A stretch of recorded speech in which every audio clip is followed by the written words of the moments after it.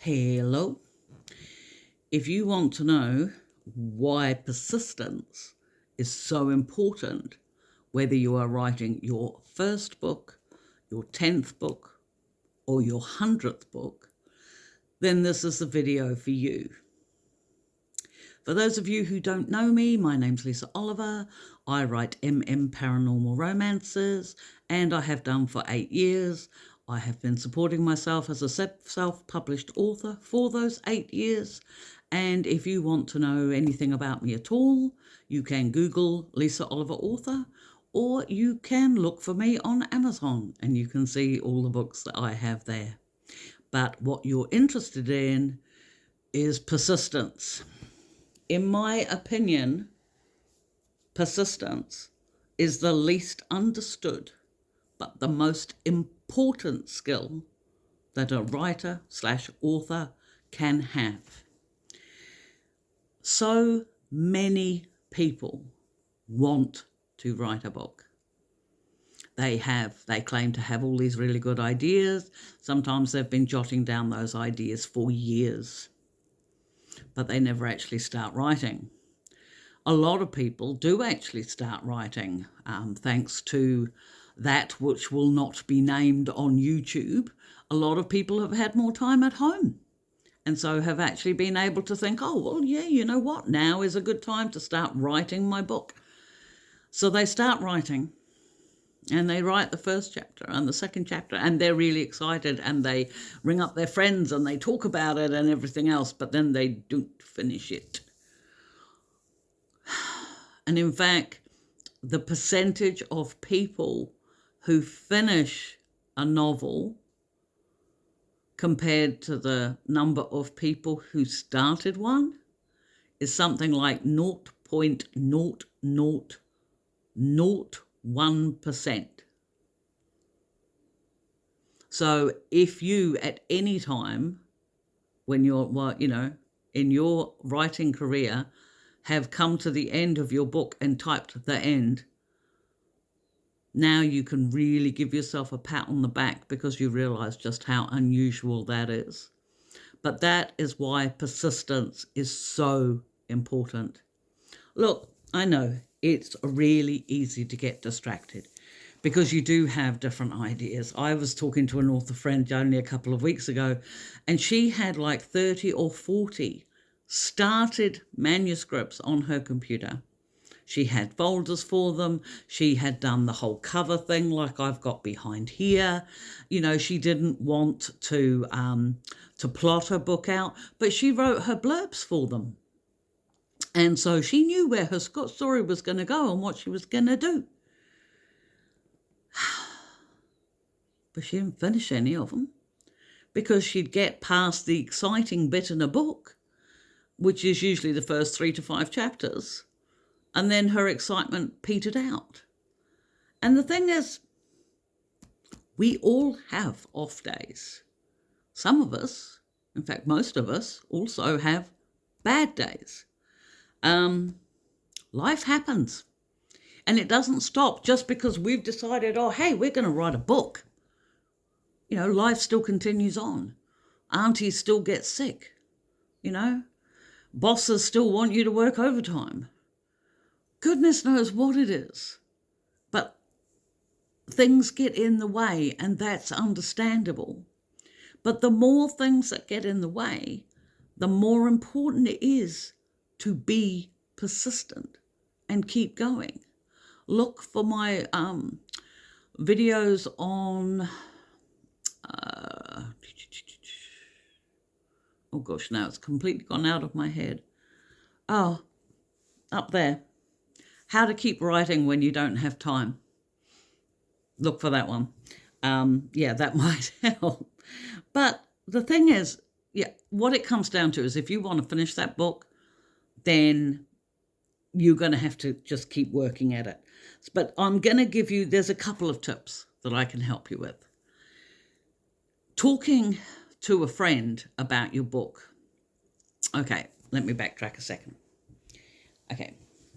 There is a difference between being an author, that is somebody who sits down and writes words on the page, and being the author who hasn't written a word on the page, but who spends an awful lot of time talking to their friends about the book that they haven't written yet.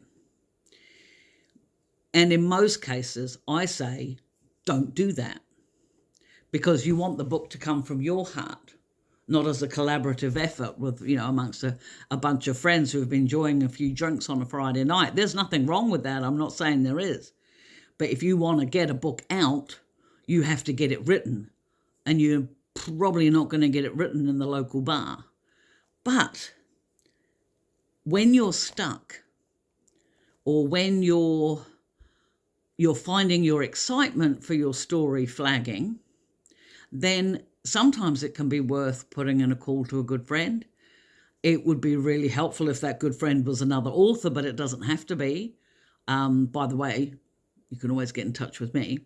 But if you start talking about your characters and your plot to another person, then it's a different form of creativity, and you start to get ideas, or something they say might spark an idea that keeps you going, that keeps you busy, that helps you feel excited again about your writing process. So if you have a friend like that, then definitely do that.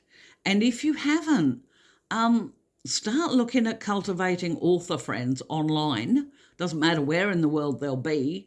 I think I've mentioned more than once that I'm currently doing a collab project with author JP Sale, who lives completely on the other side of the world from me. We're in totally different time zones. We're 12 hours apart, and we actually have to struggle to remember when the clocks change, just which way it goes, like who has to get up earlier or who stays up later at night when we have our weekly calls. But the thing is that, finding author friends can be really helpful. And Facebook is really good for that, just saying. Facebook, Insta. I think Facebook gives you the opportunity to have a more in-depth relationship with another author, or a deeper friendship than perhaps you might get on Instagram or anything else. But that's just my opinion. Anyway, sometimes the other thing you want to look at is your book going the wrong way? And in this instance, have a look at the video I did on your gut, when your gut is telling you that there is something wrong with your story. I know it might sound a bit arty-farty, but believe me, it's not. It's actually a very real thing, that when you're writing, like there's sometimes I'm writing and I know I've got it right because the words are just flowing like crazy. It's incredible. It's really awesome. And there are other days when I'm tippy-tapping, and I'm just thinking, and then I'm deleting as many words as I'm writing, and it's just really frustrating. It usually means I've done something wrong or gone the wrong way. So, definitely check out that book on flow.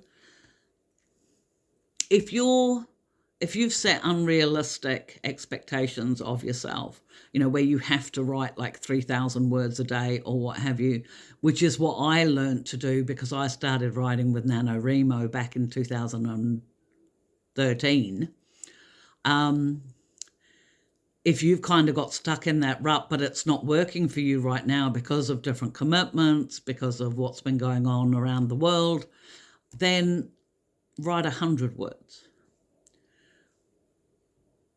And then have a piece of chocolate or something, It doesn't matter how many words you put on the page, just do a little bit. That's persistence. Because maybe this isn't your most exciting scene. Maybe this is one of your down scenes. Maybe this is a bit of a difficult scene. I once took 3 days to write a particularly important scene for one of my books. I kept putting it down and picking it up, and then I'd go and do something else, or I'd put it down and pick it up. 3 days to write one scene. But gosh, it was so easy to write once that scene was done. So, if you've gotten to a difficult scene, then that's where you do the chip at it. 100 words here, 100 words there. I'd go and have a read and come back. I'd go and do something in my art room and I'd come back.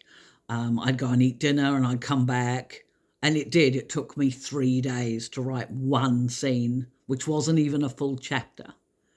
But once I did it, I had the rest of the book finished within a week. It just, that scene was really important, but it was difficult for me to write. And that kind of brings me on to that other thing when I mentioned about my art room, because I have found that, I know some people say like, oh, if you've got writer's block, you should go and have a walk and things like that. And I do believe you should definitely get some exercise in.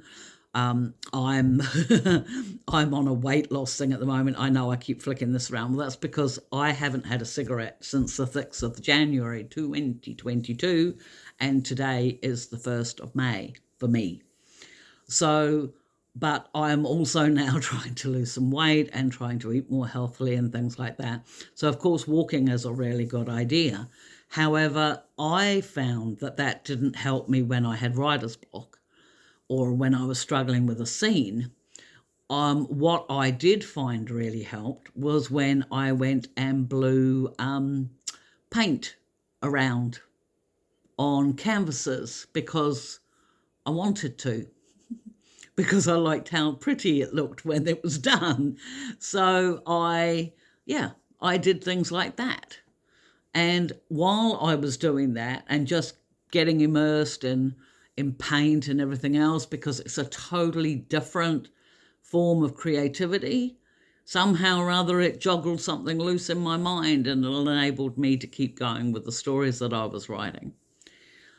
And then, of course, there is, one other situation where sometimes persistence is difficult, and it is when you're tired and you're stressed, and, you could have had a lot on that probably had nothing to do with writing, because we've all had days like that. That comes under the life happens bit. But if that happens, sometimes you just have to give yourself a day off. And I know it sounds really weird that as an author, we have to give ourselves permission to not write. But just 2 weeks ago, I got up. I was feeling really tired. I'd stayed up far too late. I do tend to get what I call post-book blues. It's like having a baby, once you've put your book out there, then my whole body goes, oh God, she's done it again, thank God.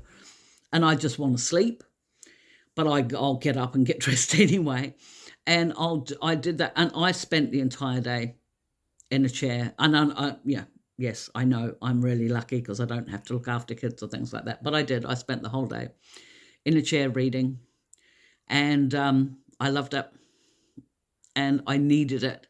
So I gave myself permission for that day. The next day, I started my work at 10 o'clock in the morning, and I didn't finish till 11:30 that night. But sometimes we need a day. And if you need that day, then you take it. But the part of the persistence, the important part of the persistence, is that you keep going. Because the only way you can be a part of that, how many noughts did I say before the one? That tiny, minuscule percentage of people who want to write a book and actually finish them. If you want to be in that percentage, then you've got to be persistent, my friend. So thank you for being here. There is more than welcome your comments in the down below. If you have any hints, tips, and things that will help other authors be productive and stay persistent, then please, please, please share them below.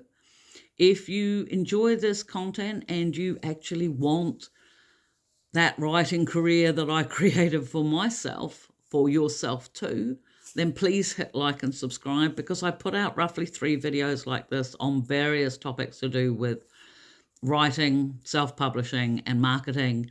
I put out 3 of those videos a week. And so please hit the like and subscribe, because that really does make a lot. It makes a huge difference to me. And in the meantime, please keep writing.